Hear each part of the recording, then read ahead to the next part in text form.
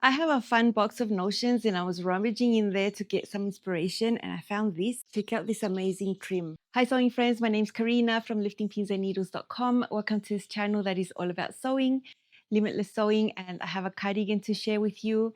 Now what I'm going to show you is a pattern I've already sewn in the past. This is the Fraser cardigan from Love Notions. This was released at the beginning of 2022. I remember vividly sewing it and loving it, the fabric choice, all of that, and I hadn't sewn it since then. It's a Feature Friday pattern. That means it's $5. It's over 60% off the regular price. Don't forget, I always have a coupon code that gets you an extra 10% off on top of the sale price. You can find my affiliate link in the description box and also at the top of the comment section pinned. Super easy for you to find. If you end up clicking on that link and purchasing, I do receive a small commission back from the designer.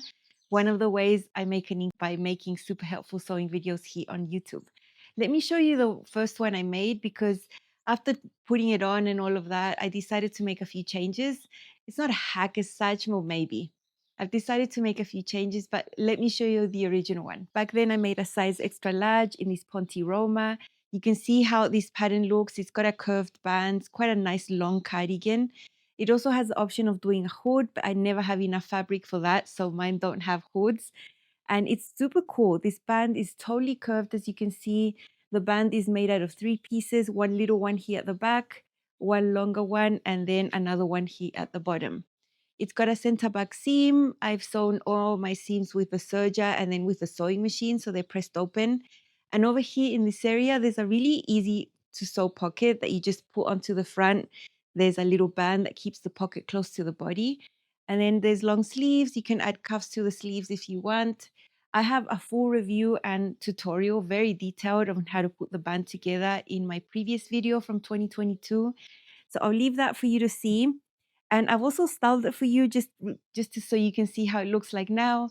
So let's see this one on with a pair of blue pants. This is my first Fraser cardigan I made when the pattern was released a few years ago. It's a beautiful Ponte Roma. The print is lovely, and I took the blue in the print to combine it with these straight leg pants in blue linen. I think it looks really cute. You can see it's quite long at the back. It covers your bottom completely, and then at the front it's got a curve. It's shorter at the front. The bands are not supposed to overlap. They're supposed to sort of meet in the middle. And these bands are made out of curved pieces that follow that curve. So it's not like you're trying to stretch a rectangle into this curve. There's a really easy to sew pocket there. There's a center back seam. There's also a hood if you want to add one, and some cuffs on the sleeve. There's quite a few options, but I made mine simple and I really love how it turned out. I think the fabric and the print shines so much. The comfort of this Ponte Roma is out of this world. It's super soft, so I'm really happy I found it. And it's a really nice cardigan. I really enjoyed it when I've worn it out. I was excited to take a second dive into it and make another one after all these years. You can see that the cardigan is quite long. Now, what I wanted was to make mine shorter for 2 reasons, just because I like shorter things too. Also, looking at the amount of fabric and just playing with the pattern pieces there, with the layout, I could see I could have enough for a skirt if I made this cardigan shorter. And you know how I love my sets. I don't usually make them at the same time. Usually the skirt will come at a later date, but eventually I will have a set with the fabric I have. It's a Ponte Roma with a small red and black houndstooth print that I found in Chile. Lovely print, love it. So I could just see it made. Then I had an idea and I went rummaging in a box full of notions that I have, and I found this trim. There it focused.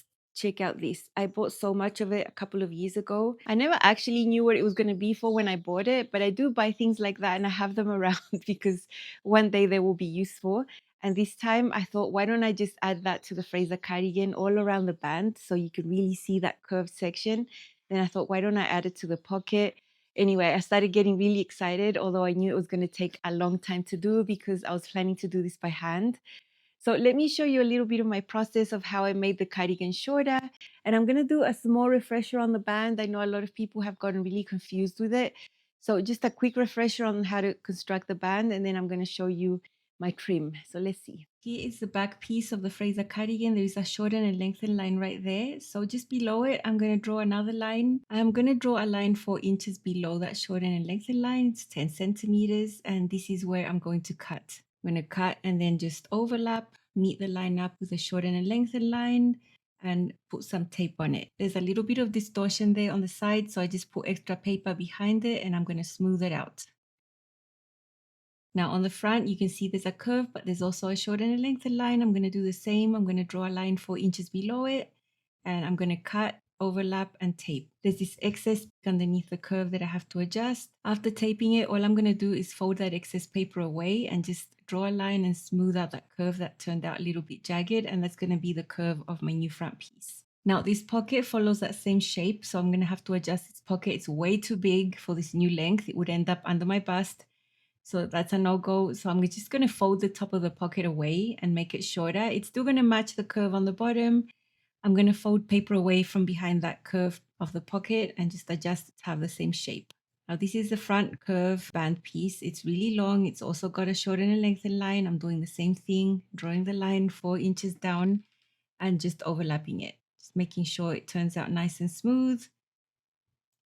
Putting some tape there, also getting rid of that excess and then smoothing out the curve. Now we have the main front and the curved band both adjusted. They're both going to have the same length and they're going to match.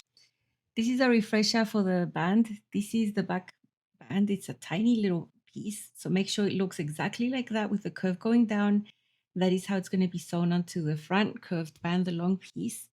And the curved band is going to have that shape going out like that, both layers. Remember, there's one that's going to be on the outside, one that's going to be on the inside.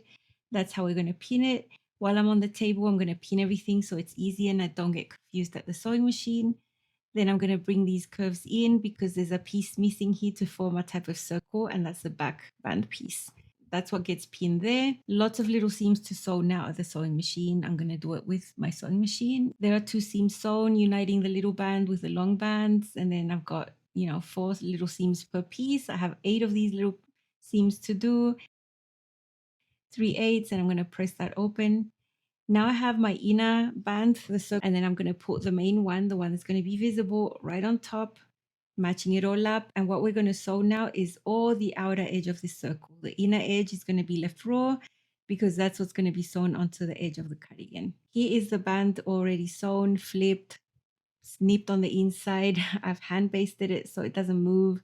I could press it well and it can just act as one piece now. And this is what we sew onto all the edge of the cardigan, matching all the reference points. Now I want to do this trim, and before sewing the cardigan, I need to sew the trim onto the pocket because I want it there.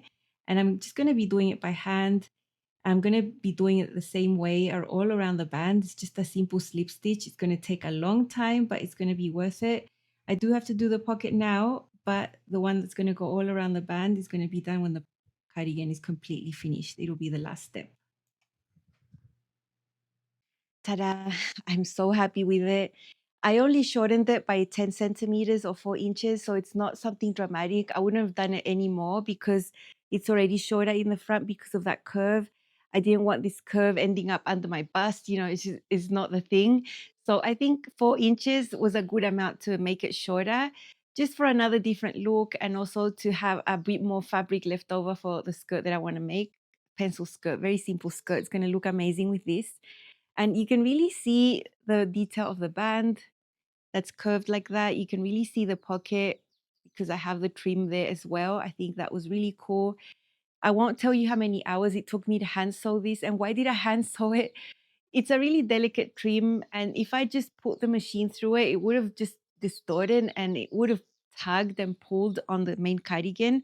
I was also doing it on an area where there's already a seam there because we're sewing the band onto the cardigan. There's a few layers of fabric. It just wasn't a good area for me to be machine sewing anything on there. It would have looked horrible. And when you sew, you can really regulate the tension of your thread and make it lie super smooth. There's so much you can do with your hands that a machine cannot accomplish for things like this. So I'm really happy with that. The join is here at the back. You will never know where it is. My hair is going to be there. So that's where I started. It went all the way around and that's where I finished. So that was easy. And the pockets, I did that first. The first step I did was finish this on the pocket, and then I sewed the pocket on, caught it in the side seam, all of that. These pockets are going to droop a little. It's just the nature of the pattern. And even though I'm using a semi-structured fabric like Ponte, on the hanger, it doesn't look that amazing, but it looks better on, and I really like that trim there. It's really, really nice. Now, eventually, I will sew some trim on the end of this hem of the sleeve as well. I just ran out of time now and my hand was starting to hurt, my thumb. I do get a type of tendonitis in this area when I do too much hand sewing, so I had to stop.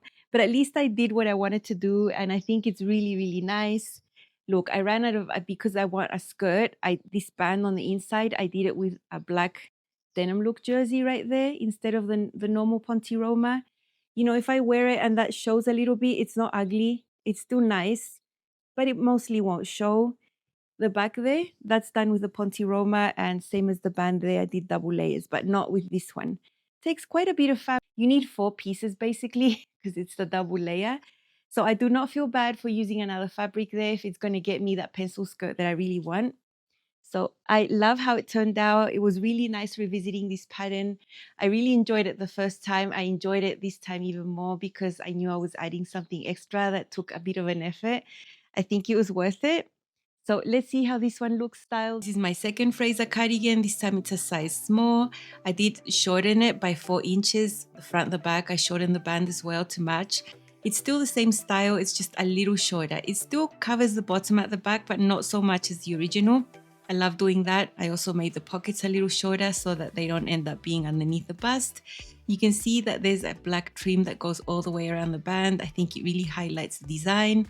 I have used a contrasting fabric on the inner band there just to save on the main fabric. And I think this little tiny houndstooth red and black print is really nice. You can barely see the center back seam that it's there. And look at this. See how easy this pocket is? This trim, I'm not going to tell you how many hours it took to sew by hand, but it's really pretty and I think it gives the cardigan something extra. I'm super happy I took the time to do it. It's so nice and it's so comfortable to wear. I love it paired with a simple black linen skirt, but you'll see other bottoms and other things that I've worn underneath that also look good. Really, really love how this turned out.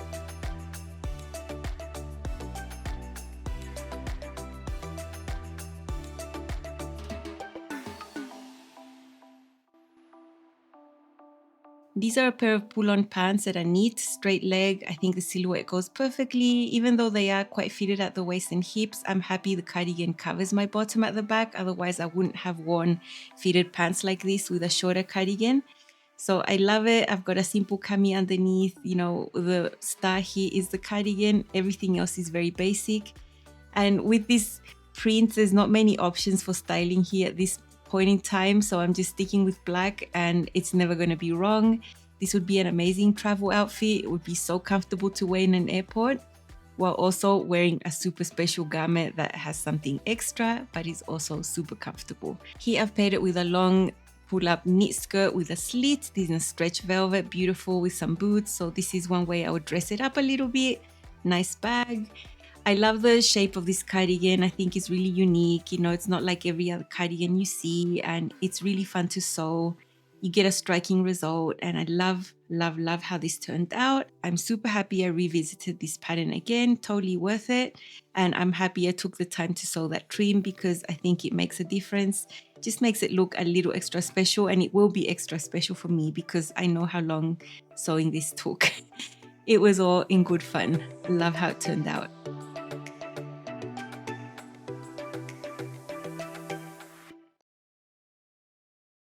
Love them both. Longer one, shorter one. You can see the difference there. This is an extra large. This is a size large. I love the fit. I love everything about it. And it was such a fun sew. Highly recommend the pattern. If you have extra fabric, do the hood version. I think that would be super cozy if you use the sweater knit or something like that. But I just kept it simple and I really enjoyed it. I hope the refresher for the band was helpful.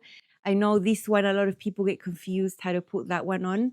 It does not look like it's correct when you're sewing it, but then when you actually sew it, it's totally correct. That's all from me. I'll see you next week with more sewing, and don't forget to grab your Fraser cardigan for $5 today. See you next week. Bye.